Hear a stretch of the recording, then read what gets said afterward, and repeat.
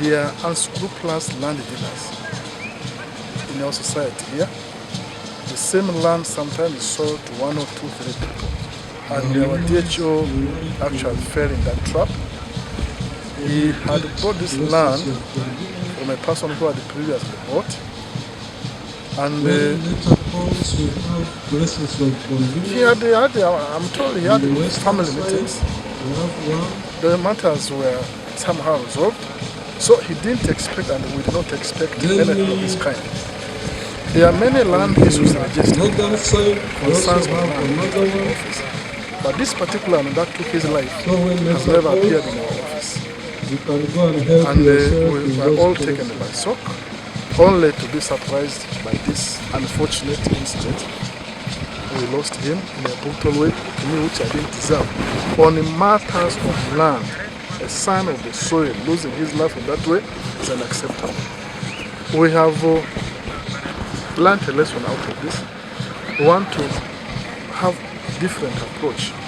All want to first of all meet people called landlords and tenants, the people to whom land has been sold, together with the original owners, and forge a way forward, because there could be numerous such other cases. We will never know who is next.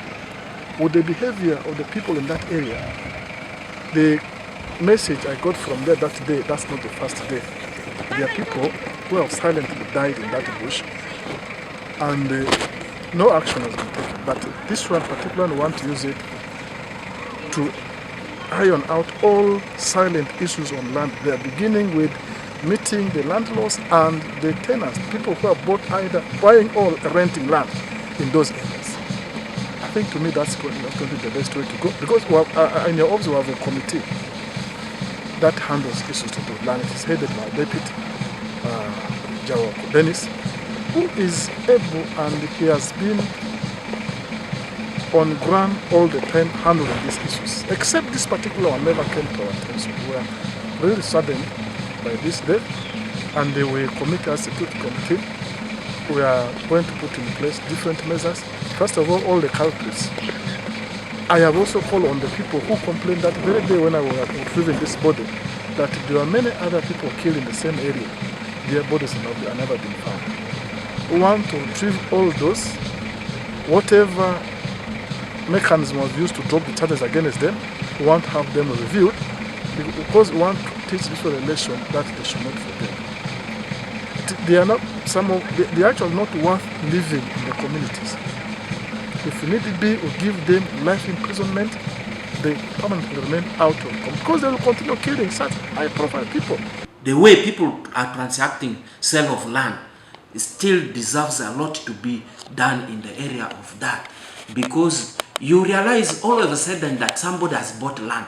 Who has signed for the land? Who has been there to make it legitimate? Nobody knows about it. So all you get to hear that somebody has bought land in a place, which is not good. There are procedures that people must follow in acquisition of land. For him, he did his part. But we have errant people down there, LC1s, LC2s, up to LC3 level. We have something to be done when it comes to guiding people in the process of acquiring plots. So the LCs feel that once they have stamped it, that is all. And then the area land committees feel that once they have done their part, that is all. But they still need for the government to come up with procedures how people should acquire plots of land. That is still hanging, and that is why the LC1s, the LC2s are taking it upon themselves up to LC3 level.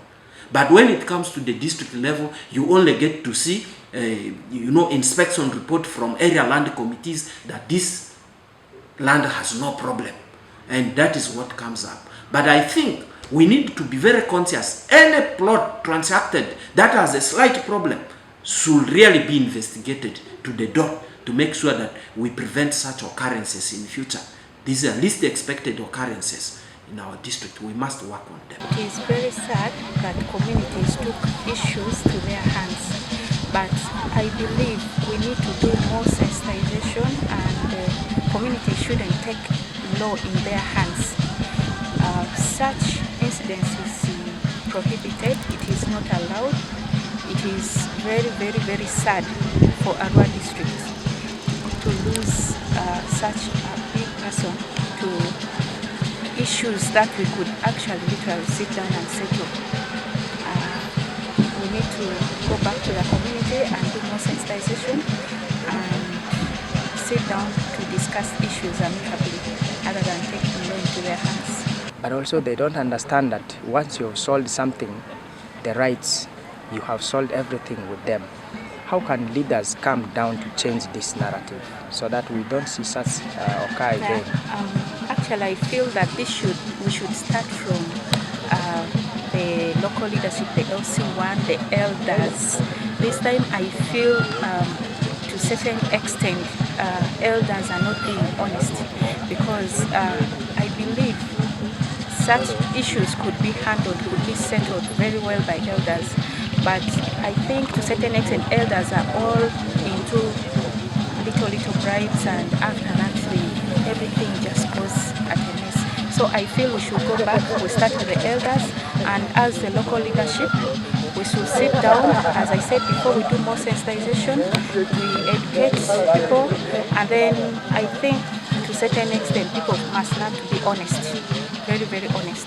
I think the issue of selling land, reselling land, I want to make the first appeal to my colleagues, the LC1s, because they are right at the grassroots to see who has sold land and where on daily basis, so that the person coming to buy land must have at least a clean record of what the LC1 is having. For me, the LC3's office does not know about the land transactions in the villages. It emanates from there.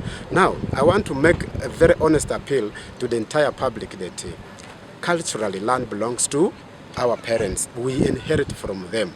But in an event where you are able to sell your piece of land, please don't cause problems for people. You sell honestly. Don't sell twice, thrice. No, sell once. And use the money for the intended objective. Don't sell because your friend, your brother has sold. You also want to get money, which quick money is always causing problems. What is the situation in your sub-county? My situation, I want to assure you, Logiri is another hot spot. Because by the time I came to the office, I realized a lot of land had been sold, either fraudulently or genuinely. And right now, as I speak, there is an issue which is already a very serious one that I am trying to carefully handle. I pray that it doesn't result into something different. In relation to transactions, land transactions, what is funny is people sell their land without the area land committee members. They only involve them when there's problem. But when there's no problem, they don't involve the area land committee members. And what now the area land committee members largely do is they simply go and survey people's land, and they do the paperwork. But the actual transaction is done without their presence. To solve such tragedies in future, what procedure should we follow for harmony? The right procedure is you should sell your own land. Don't defraud people. Sell your own land. You can, because the law says the land belongs to people. But that does not mean that you should do anything just because the land belongs to you.